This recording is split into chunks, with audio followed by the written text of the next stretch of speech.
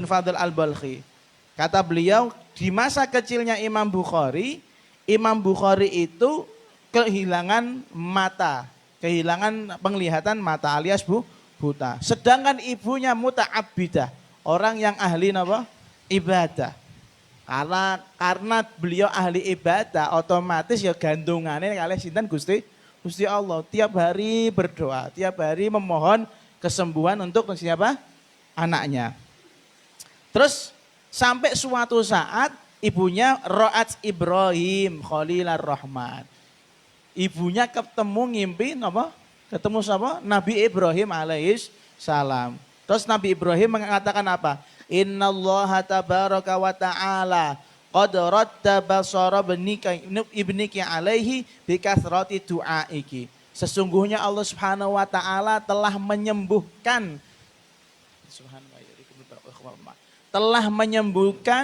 kedua mata anakmu sebab berkah karena setiap hari kamu doa yang mempeng meminta kesembuhan kepada Allah Subhanahu wa taala. Jadi memang doaul walidi libnihi ka doain nabi li matihi. Makane sampai nek jauh duwe wong tuwa niku temenan. Ya walaupun wong tuamu rak pinter donga lah ya. Walaupun orang ngapunten Mbah. Nek Gus Dul mestine wong tuane pinter donga. Sing wong tua sing rak pati pinter donga, apalagi enggak punya orang tua. Itu tetap apa istilahnya ya? Matur dumateng orang tua. Mohon Bu, Pak, jenengan kula suwun ndongake kula terus nggih. Nek ra iso basa krama, Bu, dongakno tenan lho, Bu, ngono. Awas nek ora. Pokoknya njaluk donga itu perlu. Saya sampai hari ini juga masih melakukan seperti itu dan saya tularkan kepada Nang Moh ben nyuwun donga. Setiap ketemu sama Mbah nyuwun doa, tak ajari itu. Betul. Walaupun Anda masih punya apa ya ibumu gregetno, takon Facebook, takon gaptek tapi gayanya nyekel HP ya, misalnya seperti itu. Sabari, dongane mandi bro. Kamu kalau mencari doa walaupun ketemu sama wali kutub, tapi kalau ibumu gak ngerestoni ya ora bakal ketemu, gak bakal qabul dongane. Akhirnya setelah singkat cerita, faqala fa asbahat wa qad raddallahu azza wa jalla alaihi basara. Ketika beliau bangun, ibunya mendapati Imam Bukhari sudah kembali normal penglihatan matanya. Terus kemudian kita lihat cerita perjalanan beliau mencari hadis. Wa awwalu sama'ihi sanata khamsin wa mi'ataini. Beliau pertama kali menerima hadis, belajar hadis. Itu ketika tahun 205 Hijriah. Kalau tadi lahirnya tahun 194 Hijriah ke 205 berarti 195, 96, 97, 98, 99, 200, 1, 2, 3, 4, 5. Sekitar umur 10 atau 11 tahun. Wes ngaji hadis. Ngajine ora terima ngaji Quran tajwid ai ora. Rak levele ngaji hadis. Sampeyan mlebu Al-Fatihah seleksi rak lolos jadi belajari meneh tajwid ya. Ngaji hadis. Dan beliau hebatnya wa hafidha tasanif Ibnul Mubarak. Beliau di masa kecil itu suka sekali untuk menghafalkan karya-karyanya Al-Imam Abdullah ibn Mubarak. Sampeyan sering mendengar, yaitu yang mengatakan al-isnadu minadin. Laulal isnad laqala man syaa ma syaa. Wong gedene koyok ngono, ngalime koyok ngono, otomatis kitabnya bukan kitab yang remeh. Ya bukan hanya cerita novel begitu saja, yang ringan untuk dibaca enggak. Tentunya kitab yang susah untuk dicerna anak kecil. Dihafalkan sama beliau. Karena memang keterbatasan dihafalkan sama Imam Bukhari. Wa hubbiba ilaihil ilm minas shighar. Beliau suka ngaji dari kecil. Wa a'anahu alaihi dzaka'ul mufrid. Ditambah lagi kecerdasannya lewati batas. Yang terlalu kelebihan, kelewatan pinter jarene. Wis pinter ngaji, wis sregep ngaji, ijek pinter ngaji. Wis wong kok ngene iki angel gagale. Insyaallah akeh suksese ngeten. Kemudian ada sebuah riwayat mengatakan Al-Imam Muhammad ibn Hatim Warraqul Bukhari, yaitu salah satu orang yang menulis meriwayatkan Sahih Bukhari. Saya pernah nanya sama Imam Bukhari, kaifa kana bad'u amrika fi thalabil hadits? Ya Imam, jenengan niku ngaji hadis mulai kapan? Ya, belajar hadis Kanjeng Nabi mulai kapan? Qal ulhimtu hifdzal hadits wa ana fil kutab. Saya itu mulai suka hadis, terinspirasi suka hadis itu sejak dari saya masih belajar alif ba ta. Ngaji alif ba ta iki lho. Sampai iso nulis alif alif iso sejejeg temenan iso. Strut ngono iso, ra iso to? Isih bengkang-bengong to. Imam Bukhari masih nulis lah, gambarnya tulisannya hurung apik. Cah cilik nulis ABC iki lho. Hijaiyah. Di umur segitu itu Imam Bukhari sudah seneng sama ilmu hadis. Fakultu kam kana sinuk, ketika itu jenengan umur berapa ya Imam? Qala asyru sinin au aqal. Saya kira kurang lebih 10 tahun atau kurang. Member. Ya umur-umur SD wis ngapalno hadis. Umur-umur SD wis ngapalno hadis. Makanya sampai nek misale ana bocah alhamdulillah hafal Quran kelas 6 wis lulus iku biasa wae, biasa wae. Dulu orang-orang yang di sebelum kita jauh tuh malah lebih hebat lagi. Pon. Terus ada sebuah cerita juga yang aneh ini.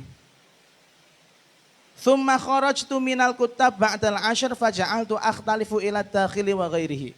Kemudian setelah saya sudah nulisnya rapi, nulisnya lumayan, mulailah saya travel, petualangan, mencari hadis, bukan petualangan si anak bocah hilang nih boten, mencari hadis.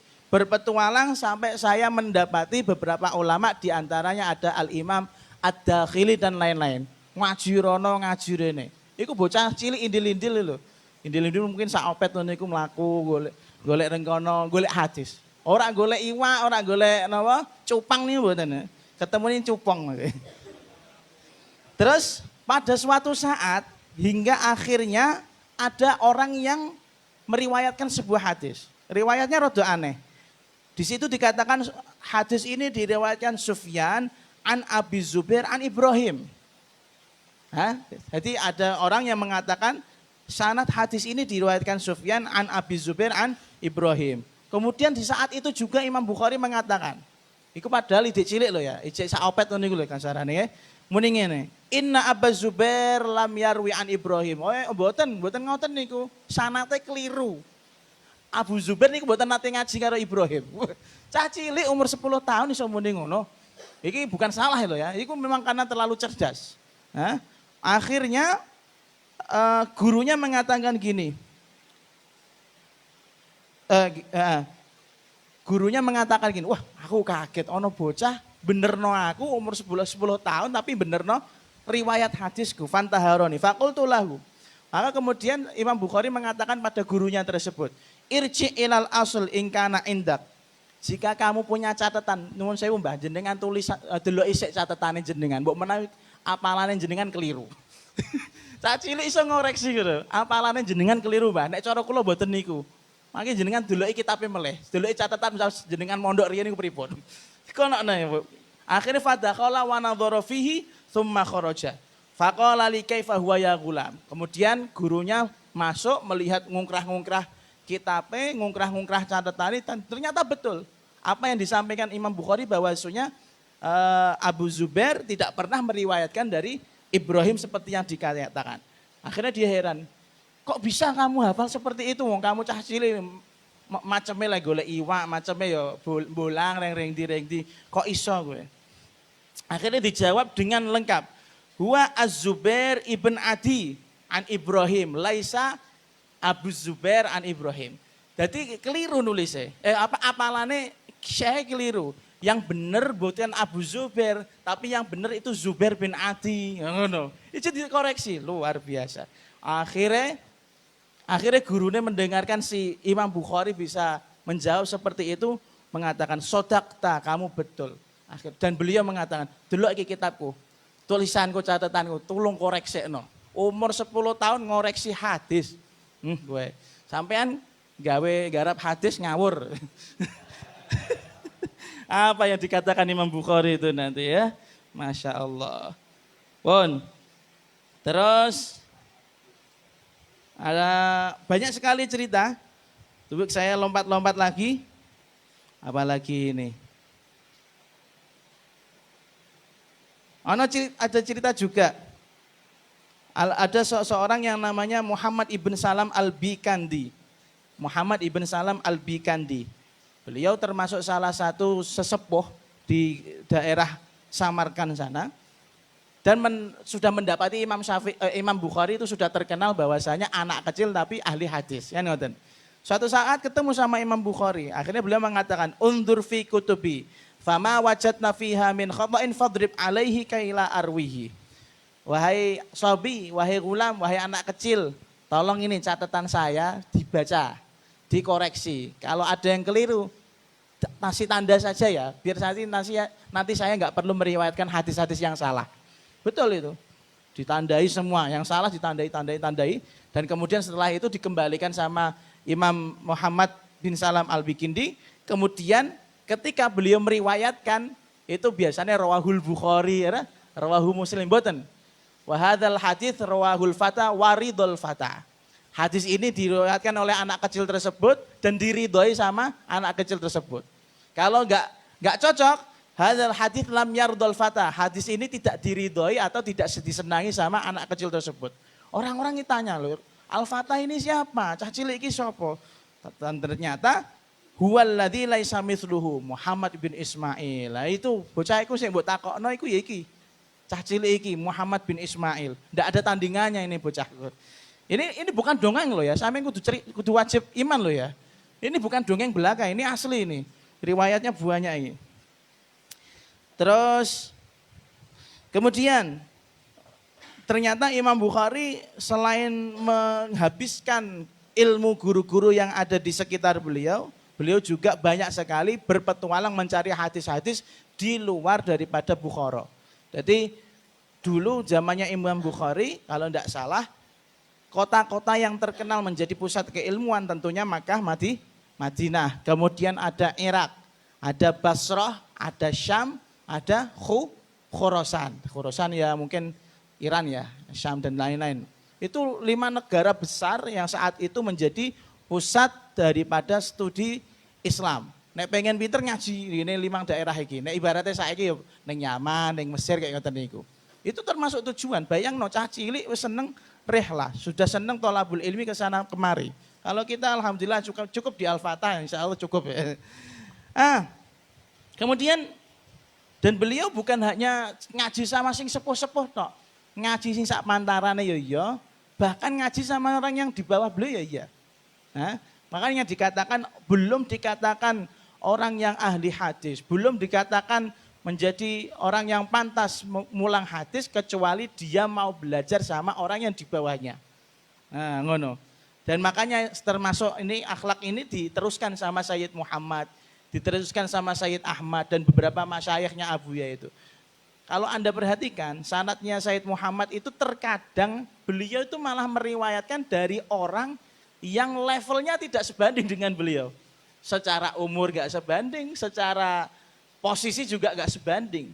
Tapi kenapa beliau meriwayatkan? Inilah daripada akhlaknya para salafus saleh ya seperti itu. Ngaji karo wong sak-sak ngisori ijek gelem, ojo gengsi. Nah saat ini kan mboten. Makanya ada cerita tentang gengsi itu ada nanti yang berkenaan dengan Imam Bukhari. Pun. Kemudian berapa jumlah gurunya? Ada orang yang mengatakan Ja'far ibn Muhammad al-Qattan pernah berkata, Sami'tu Muhammad ibn Ismail yaqul, saya pernah mendengarkan Imam Bukhari berkata, katabtu an alfi syaikhin wa aktar. Saya itu pernah ngaji lebih daripada 1000 syekh. Lebih daripada 1000 guru. An kulli wahidin minhum asyrata alaf wa aktar. Dan setiap dari satu orang 1000, kan 1000 orang. Dan setiap dari satu syekh itu tersebut, saya meriwayatkan kurang lebih 10.000 hadis. Pengen. 10.000 peng 1000 berarti sejuta. Nggih, sejuta. Sejuta hadis, amal bahkan lebih.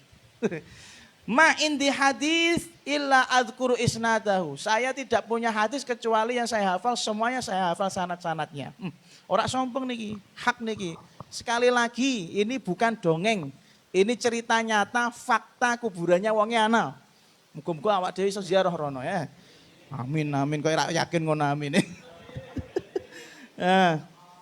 Masya Allah itu.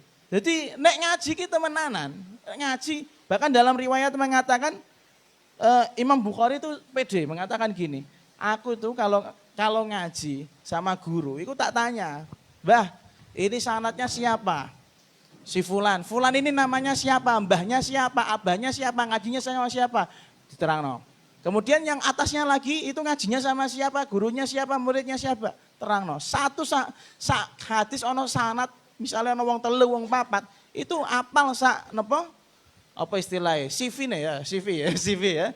Atau riwayat hidupnya. Riwayat hidup rawi itu hafal semua. Nah, bayang no 1 juta hadis, sanate ku piro kira-kira wongnya, Masya Allah. Nah, kata beliau dengan bangga mengatakan, saya tuh kalau ngaji seperti itu, perfect gitu loh. Kata beliau gitu, saya itu maksimal, bukan hanya sekedar, hadis untuk hadis terus bar. Kayak awak dewe untuk hadis ku Abu ya, kemudian ada sanatnya anil imam supaya kita yakin semuanya itu wong alim tapi rak kenal toh. Oh, sampean pernah nanya kan? Enggak pernah kan? Imam Bukhari enggak, harus nanya beliau. Ini siapa? Ini siapa? Nama ini siapa? Nah, kalau terus kemudian nek gurune rak arti pripun? Nek gurune rak arti aku golek dhewe. Imam Bukhari itu sampai seperti itu. Nek gurune rak arti aku golek dhewe, Masya Allah. Atau saya suruh gurunya untuk cari catatan-catatan beliau ketika ngaji. Pernah ada nggak nama-nama yang disebutkan di sanad itu diriwayatkan cerita-ceritanya, Masya Allah. Berarti beliau itu dedikasi kepada ilmu itu memang maksimal, nggak setengah-setengah gitu loh. Nah, kemudian akhadhal hufadhu anil Imam Bukhari wa sami'u an minhu wa katabu anhu wa ma fihi wajh syarah. Al-Imam Bukhari itu sudah menjadi pengajar, sudah mulai mulang hadis, bahkan di wajahnya belum tumbuh satu rambut pun. Orang ngono jenggote. Iku wis mulang. Nek kene mudabir wis mulang wis biasa aja kalah karo Imam Bukhari. Imam Bukhari mungkin umur 10 tahun, 11 tahun sudah ngajar itu. Berarti durung balik malah. Durung balik, Masya Allah. Terus di antara murid-murid beliau adalah Al-Imam Muslim. Rawahu Muslim itu loh yang terkenal. Nah, itu termasuk muridnya. Terus Al-Imam Tirmidzi, Rawahu Tirmidzi itu termasuk muridnya. Kemudian Rawahu Ibnu Khuzaimah. Terus apa lagi? Ibnu Abid Dunia dan lain-lain. Itu orang-orang yang umurnya relatif lebih tua dari Imam Bukhari, tapi Imam Bukhari adalah gurunya. Dulu, nah ini ada cerita, karena ahlul ma'rifah minal basriyin ya'duna khalfahu fi thalabil hadis. Ketika beliau sempat bersinggah di Basrah, kan, tadi termasuk salah satu kota tujuan destinasi mencari ilmu. Di Basrah itu orang-orang yang kenal sama Imam Bukhari itu ngintil lah melu Imam Bukhari, pokoknya melu ngalor, ngidul ngidul. Perlu nih napa? Thalabil hadis, golek hadis. Jadi Imam Bukhari memang kawe cilikane ora kober setinan. Apa meneh golek ngumpulno layangan niku mboten kober. Soale ditututi karo wong-wong tua sing perlune napa? Ngaji hadis. Wa huwa syabun hatta yaghlibuhu ala nafsi. Waktu itu beliau masih muda sampai Imam Bukhari niku nek linggih ora ketok. Saking akeh wong sing grombol. Fayajtami'u alaihi uluf, yang duduk bersama beliau sekali majelis itu ribuan orang. Dayangno sekedar artis sijik kalah karo Imam Bukhari. Artis kan hanya ngene-ngene wis meneng. Histeris apa sih jawabannya histeris? Enggak, ini mereka histeris karena hadis. Jadi bayangannya sampai sudah dapat ya, artis saja bisa apalagi Imam Bukhari. Berarti waktu itu Masya Allah ya, orang-orang itu kan sama hadis itu atau ilmu itu memang dedikasinya tinggi. Awak dhewe kan beda. Terus dikatakan pernah suatu saat Imam Bukhari masih muda di Baghdad, ada satu orang yang melu ngrungokke hadis-hadisnya Imam Bukhari dan menulis, yaitu namanya Abu Ali Saleh ibn Muhammad Jazarah. Bayangkan berapa orang yang kumpul untuk ngaji sama Imam Bukhari saat itu. Wa yajtami'u fi majlisihi aktsaru min 20 alfan. Yang ikut duduk ngaji sama Imam Bukhari saat itu tidak kurang dari berapa tadi? 20.000 orang. Wong lho iku ora duit ijo nih mboten. Wong asli wong dodok melu ngrungokno ngajine Imam Bukhari. Bayangno. ora ana tawa, ora ana mik. Piye carane le ngrungokno niku? Ya wallah alam, Allah Subhanahu wa taala itu menjadikan orang-orang dulu itu karomahnya banyak. Cah cilik SD karomah. Santrine 20.000 jal. Saiki ana pondok santrine 20.000 kiyene sugih. Iya, kiyene sugih ngono tok. Bahkan ada suatu saat Imam Bukhari masuk ke daerah Naisabur. Ketika itu yang menyambut beliau hadir, menyambut kedatangan beliau hadir itu ada arba'atu alafi rajulin rukbanan alal khair. Orang yang hadir yang menyambut Imam Bukhari pakai kuda, nggawa kendaraan, iku jumlahnya 4.000 wong. 4.000 kuda berarti. Lah sing ora nggawa kendaraan iku berarti piro? Sing mlaku sikil tok iku berarti piro? Belum yang bawa himar. Ibaratnya saiki sing nggawa Alphard, burung sing nggawa Innova, burung sing nggawa Avanza ya, kaget ketutno Avanza iku. Masya Allah, Masya Allah. Nah, akhirnya kita sampai pada cerita tentang apa namanya, nanti itu rada keri mawon. Oh, ini kisahnya Imam Bukhari ketika masuk di mana ini? Bisa disamarkan. Disamarkan yaitu tahun 400 Hijriah. 400. Enggak lah, beliau itu 200 kok. Disamarkan ketika beliau masuk di Samarkand tentunya masih muda. Dan beliau itu kan meninggalnya enggak sampai 65 tahun, 62 tahun. Pon, ketika di Samarkand ini cerita yang masyhur, saya sampean pernah dengar yaitu dites sama para ulama di sana. Yaitu ada satu orang bawa berapa hadis? 10 hadis tapi sanadnya napa? Dicampur. Apa jawab beliau? La arif, saya enggak kenal. Saya enggak tahu hadis ini. Saya enggak tahu hadis ini sampai pada akhirnya dijawab semua, wes, sing takon wes. Oke. Iki giliranku, epic comeback. Dibalekno, hadisnya iki nyambungnya dengan sanad ini. Sanad ini nyambung sama hadis ini.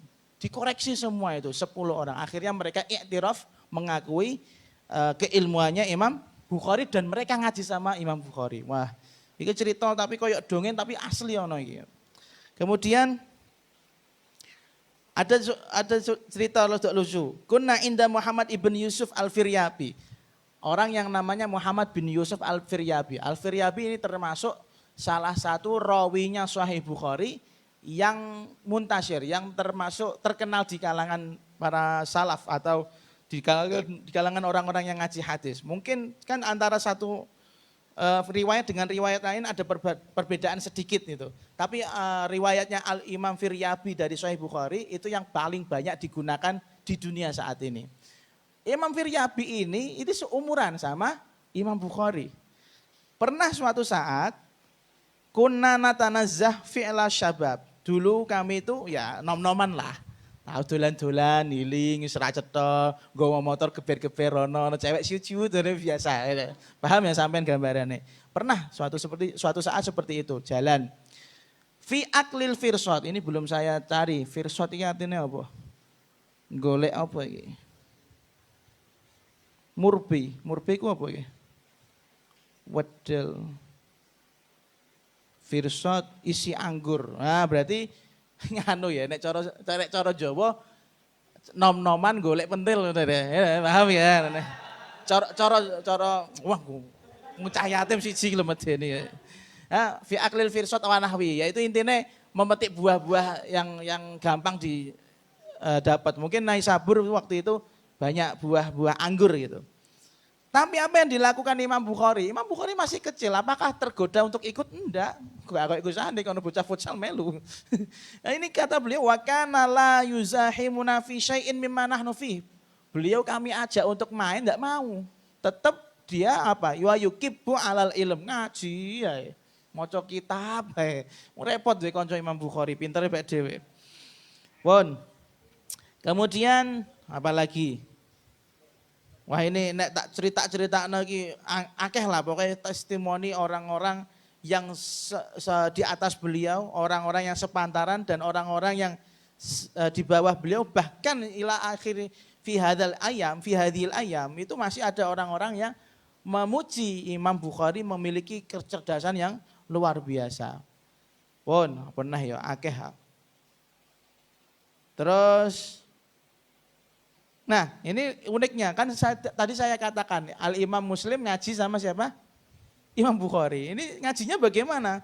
Pernah suatu saat ada orang yang mengatakan Ra'aitu Muslim bin al-Hajjaj baina yaday Bukhari. Suatu saat saya lihat Imam Muslim itu ngaji sama Imam Bukhari. Cara ngajinya gimana? Yas'aluhu su'ala sobi. Dia tuh kalau nanya sama Imam Bukhari kayak cilik jagungan. Iki hadis iki piye? Paham tak? Nek cara sampean iki regane piro, Pak? Iki regane cupang iki piro? Kan pokoke bahasa cah dolanan kan lho. Imam Muslim sampai seperti itu. Pengen menjangkau masa anak-anaknya Imam Bukhari, Masya Allah. Ini luar biasa. Jadi tidak bermain sambil belajar sudah ada dilakukan sama ulama-ulama salaf itu. Makanya sampean ojo maido PAUD, ojo maido TK. Wis ono iku. Bahkan Imam Muslim bin Hajjaj pernah mengatakan da'ni uqabbilu rijlaika. Biarkan saya menghormat kepada Anda dengan cara mencium kedua kaki Anda. Ya ustadzal ustadzin, wahai gurunya para guru, wa sayyidal muhaditsin, pimpinannya orang ahli hadis, wa tabibal hadis fi ilali, dan orang yang menjadi dokternya hadis, yang mengetahui penyakit-penyakitnya hadis. Luar biasa. Imam Muslim bin Hajjaj sampai seperti itu. Bon. Kemudian, nah, ini ada, ini Zambiro nih. Osme Isa, ini kita tutup dengan sebuah cerita. Kita patut bersyukur menjadi bangsa Indonesia, kita patut bersyukur memiliki Pak Soekarno. Iya maksudnya, kok Bukhari kok tekan Pak Soekarno. Ini mungkin sampean sudah pernah lihat video ini. Dulu kalau nggak salah, di zamannya Pak Soekarno kan negara adidaya itu dua. Amerika sama Uni Soviet waktu itu Mas itu. Nah, suatu saat Uni Soviet karena melihat pengaruhnya Mbah Soekarno itu yang luar biasa, pasti pengen merekrut lah ya untuk apa istilahnya menjadi bolo. Yang sebelum akhirnya Indonesia terkenal dengan gerakan non-blok. Pak Soekarno itu diaturi rawuh, monggo Mbah jenengan pun aturi rawuh. Tengmu di Uni Soviet. Terus jawabannya dipikir, belum sampai jawab, dipikir dulu, akhirnya beliau mengatakan gini, saya sudi untuk pergi ke Uni Soviet dengan satu syarat, temukan makamnya Imam Bukhari. Temukan makamnya Imam Bukhari. Berarti di zaman itu, zamannya Pak Soekarno, mungkin tahun 60-an atau 50-an, makamnya Imam Bukhari belum terurus. Kalau sekarang alhamdulillah udah bagus. Akhirnya kelabaan itu Uni Soviet. Loh, aneh banget, harus mangkat atau syaratnya, kenemokno makamnya Imam Bukhari, sementara mereka komunis, ya kan? Komunis tahu apa tentang Imam Bukhari kan gitu ya. Akhirnya mereka cari, takon sama sesama komunis, ngerti Bukhari tau ora? Ora. Ya ora kecekel lah takone karo wong kafir kan gitu.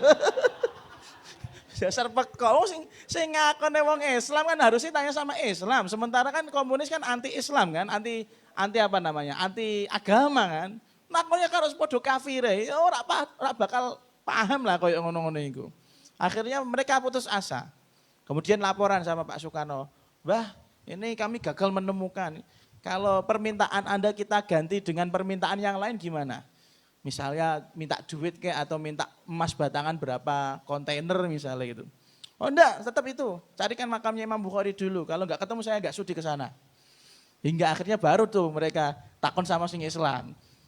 Nah, ternyata makamnya Imam Bukhari itu ada di Uzbekistan. Nah, Samarkand itu termasuk dulu yang sekarang itu namanya Uzbekistan. Dan ditemukan dalam keadaan yang tidak terawat. Di tengah-tengah apa ya, perkebunan atau tengah-tengah oro-oro lah kasarannya seperti itu. Nah ini cerita sedihnya. Cerita sedihnya di sini. Imam Bukhari yang sudah berabad-abad memiliki karya sefenomenal itu, mengalahkan novel apapun yang ada di dunia ini, bestseller pun kalah. Dan ashahul kutub ba'dal Quran, kitab yang paling sahih setelah Al-Quran. Makamnya tidak terurus. Jadi Imam Bukhari keluar dari zona nyaman. Ngene ceritane. Suatu saat Imam Bukhari itu pernah memasuki daerah yang namanya eh ndi iki? Kedap nggih. Sabar sampean.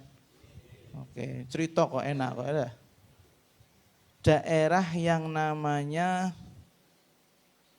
Naisabur. Daerah yang namanya Naisabur.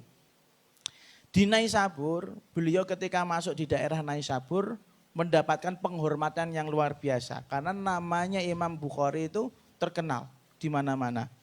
Jadi rak perlu foto, rak perlu apa, rak perlu Facebook, rak perlu apa, tekan dindi. Namanya terkenal. Awakmu nge Facebook rak ono sing follow, rak ono sing gawe Instagram ya rak ono sing follow, Twitter rak ono sing delok. Nah, Imam Bukhari kemudian masuk ke situ, Naisabur. Dan di situ sudah terkenal sebagai daerah yang ahli ilm. Dan di sana ada orang yang namanya Muhammad bin Yahya Az-Zuhali. Ini Anda kalau saya ceritakan, jangan benci sama orang ini.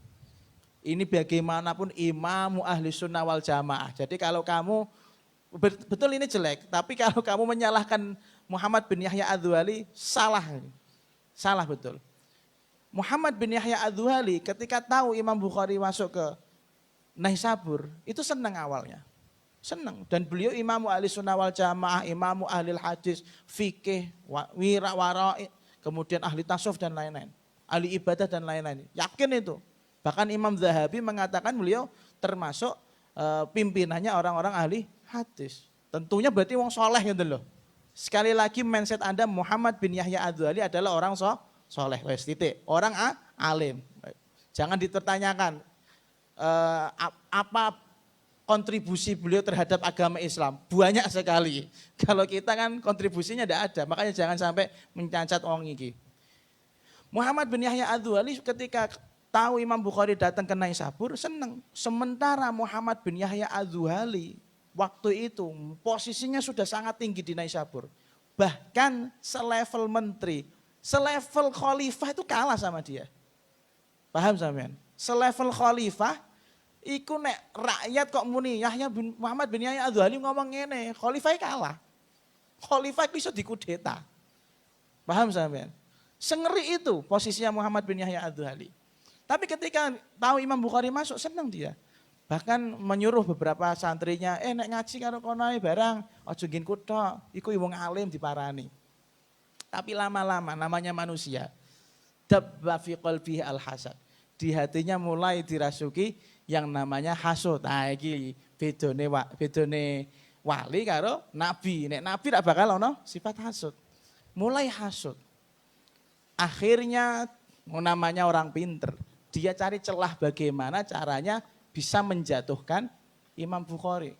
Kenapa beliau hasud? Karena lama-lama yang ngaji hilang. Sing awale ewon, nah dini atusan bahkan entek. Ngaji pindah dari gini sinten Imam Bukhari. Ya, ibaratnya wah itu berarti amplopnya ndok kono kabeh kan ngono nek cara kiai donya lho, cara kiai donya. Akhirnya beliau memberikan sebuah pertanyaan ke Imam Bukhari. Pertanyaannya gini, tapi dilewatkan orang. Dan waktu Imam Bukhari dan Muhammad bin Yahya Az-Zuhali hidup itu kan di masa-masa fitnah. Apa masa fitnahnya? Yaitu fitnah bahwasanya pemerintahan mendukung yang namanya Al-Quran itu makhluk. Kan ngonten nggih? Kita tahu. Tanyanya dia sudah tahu Bukhari itu pasti Ahlus Sunnah wal Jamaah, enggak bakal muni Al-Quran makhluk itu enggak. Dia tanyanya gini. Kalau kamu mengucapkan Al-Quran, maca Quranmu itu makhluk apa ora? Gitu. Al-lafdzatu bil Quran. Maca Quranmu makhluk apa ora? Sementara orang-orang waktu itu ya awam banyak. Jadi nek imamnya mengatakan ini bukan makhluk ya mengikuti. Dan sudah terjadi dirasakan oleh Imam Syafi'i, Imam Ahmad bin Hambal yang dipenjara. Kan mengatakan Al-Quran bukan makhluk, kalamullah yang qadim. Nah Imam Bukhari ketika ditanya seperti itu tahu maksudnya. Orang yang dikirim itu mengatakan dikenekno, kowe kok takon ngono. Ngene, Al-Qur'an wahyullah iku qadim. Terus apa mau? Wahyullah itu qadim. Pertanyaanmu itu mempertanyakan itu bid'ah. Karena saya tahu tujuanmu untuk menjerumuskan saya gitu.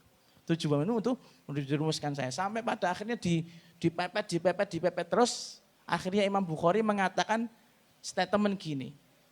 Kalau kamu berbicara itu termasuk fi'lul ibad, perbuatan hamba. Kita sepakat nggih. Ahlussunnah juga mengatakan seperti itu. Kita makan, kita minum itu termasuk perbuatannya makhluk. Tapi sing geraknya sinten? Allah Subhanahu wa taala.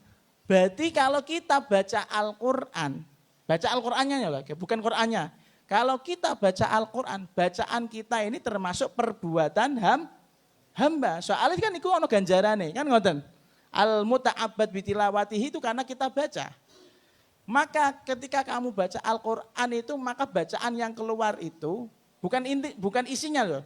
Bacaan, perbuatan itu termasuk perbuatan.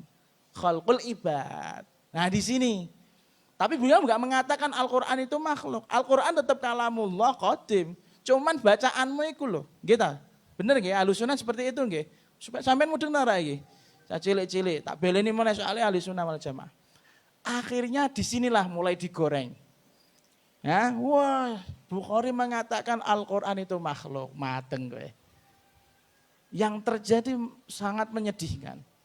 Ketika Imam Bukhari dituduh seperti itu, Imam Bukhari itu sampai di mimbar, di mana, di majlis-majlis ilmu namanya dijelek-jelekan. Di Naisabur ya, dijelek-jelekan karena siapa tadi? Muhammad bin Yahya Az-Zuhali. Hingga pada akhirnya sampai pada level yang sangat-sangat menyedihkan, nek pasar wae ditendangi Imam Bukhari. Masya Allah, na'udzubillah min dzalik. Akhirnya beliau tahu, oh berarti saya sudah gak diterima di sini. Beliau istikharah, setelah istikharah akhirnya pergi ke daerah yang namanya Khortank. Khortank itu di Samarkand, ya sekarang ini Uzbekistan. Sesampainya di sana beliau, kenapa ke sana? Karena di sana ada beberapa saudara beliau. Asal Anda tahu kalau nggak salah Imam Bukhari tidak menikah, kalau tidak salah. Karena di riwayatnya dikatakan tidak memiliki keturunan. Di Khortank beliau habiskan hidupnya di sana dalam penderitaan. Kenapa menderita? Karena tadi diusir setelah berbagai macam siksaan yang beliau terima. Ini uniknya ulama ahli hadis ketika mengomentari perjalanan hidupnya Imam Bukhari dengan siasatnya siapa? Muhammad bin Yahya Az-Zuhali. Imam Dzahabi mengatakan, "Ghafarallahu lahum walana." Semoga Allah Subhanahu wa taala mengampuni mereka dan kami. Wah, luar biasa. Iku nek kowe kan beda. Antagonis. Kene wong lagi sinetron ae nek ketemu wae jambak-jambak kok ora. Ini enggak, Masya Allah. Jadi ini bentuk kita sebagai Ahlussunnah wal Jamaah jangan sampai melupakan kebaikan seseorang. Al-Imam Muhammad bin Yahya Az-Zuhali walaupun dalam satu masalah ini salah, jelas salah ya jan hasud dasare. Tapi kan kontribusinya untuk Islam luar biasa. Sementara kita yang nggak punya kontribusi apa-apa selain nambah dosa, baca Sahih Bukhari juga nggak mau, bahkan kita nggak kenal sama Muhammad bin Yahya Az-Zuhali, barangkali ilmu beliau juga kita amalkan tapi kita tidak kerasa, kok jebule awak dhewe napa ngelek-ngelek keliru. Maka ini adalah termasuk napa nggih. Nah, aku ngarani dinamika daripada kehidupan. Kiai apik, tapi wonge urung tentu apik. Nek wonge ngilmune apik, ya aja dielek-elek, kita harus ingat-ingat jasanya. Paham nggih? Apalagi beliau berdua sudah meninggal, mbok menawa ning ngene alam kubur iku ya asline ya ngeteh ngopi ya asline. Cuman awak dhewe nek sibuk terlalu ngelek-ngelek kan Lah apa cah kae wong aku mati jagongan mbek Bukhari biasa wae kan ngono ra. Kuatire nek ngono, paham nih sampean nggih. Ya, jadi ini adalah perjalanan hidup. Dan sekelas Imam Bukhari yang sudah sehebat itu pun di akhir hidupnya ndak nyaman. Nah, di akhir hidupnya ndak nyaman. Maka kita yang enggak seperti Imam Bukhari kalau hidupnya ndak nyaman ya aja mengeluh. Awak dhewe urung kaya Imam Bukhari. Kok pengen sugih, wong kere sambat kok sugih. Lah sugih malah njaluk meneh ya ngoten. Pun paham nggih? Jadi inilah pelajaran penting bagaimana mensikapi khilaf antara mereka. Seperti halnya khilaf antara Sayyidina Muawiyah dengan Sayyidina Ali bin Abi Thalib. Kita tidak punya hak untuk tadakhul di situ. Siapa tahu mereka nanti di akhirat posisinya itu tinggi banget di atas sana, jejeran tonggonan, awak dhewe ning neraka. Naudzubillah min dzalik. Naudzubillah min dzalik. Nah, akhirnya beliau singkat cerita awalnya itu makom beliau sempat diurus. Makom beliau sempat diurus. Ketika beliau meninggal itu luar biasa. Yang datang hadir itu banyak sekali. Yang takziah banyak sekali. Ketika beliau mau meninggal, itu ada pendereke muni ngene.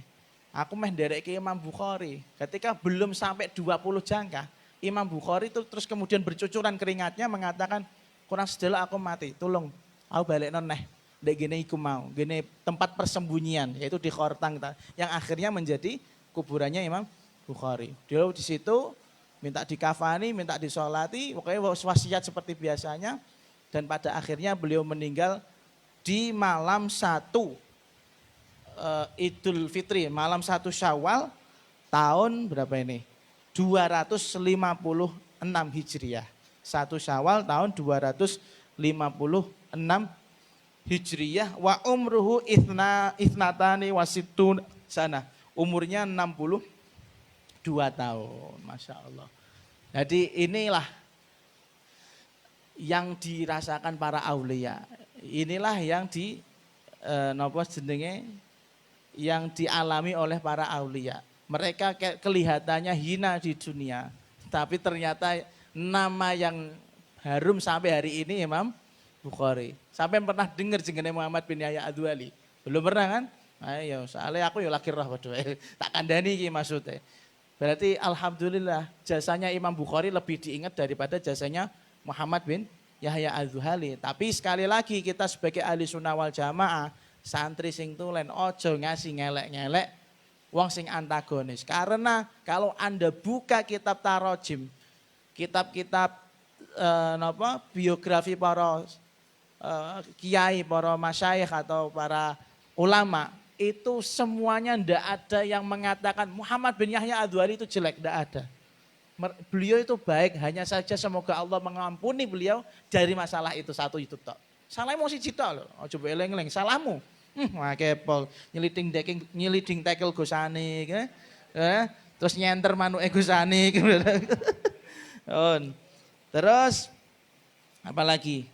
Di antara alasan saya milih kitab Sahih Bukhari adalah biar kita pertama menyambung dengan tema yang awal Syifa'us Saqim itu hadis, ini kita teruskan hadis. Yang kedua kitab Sahih Bukhari atau yang ringkasannya Tajridus Shorih adalah kitab yang sahih. Karena ketika beliau sebelum bikin kitab ini, itu beliau mendapatkan beberapa isyarah-isyarah dan nanti kita akan lanjutkan di pertemuan yang akan mendatang ngoten nggih. Tapi sampean saya minta untuk sabar, saya minta untuk apa istilahnya nggih. Ojo kesusu katam pokoknya angger dereke mawon, sithik akeh pesti ana barokahe. Karena yang dibaca kitab Sahih Bukhari. Nanti di pertemuan depan kita berbicara tentang Sahih Bukharinya dan Al-Imam Az-Zabidi dan Tajridus Shorihnya secara singkat insyaallah. Wallahu a'lamu bishawab.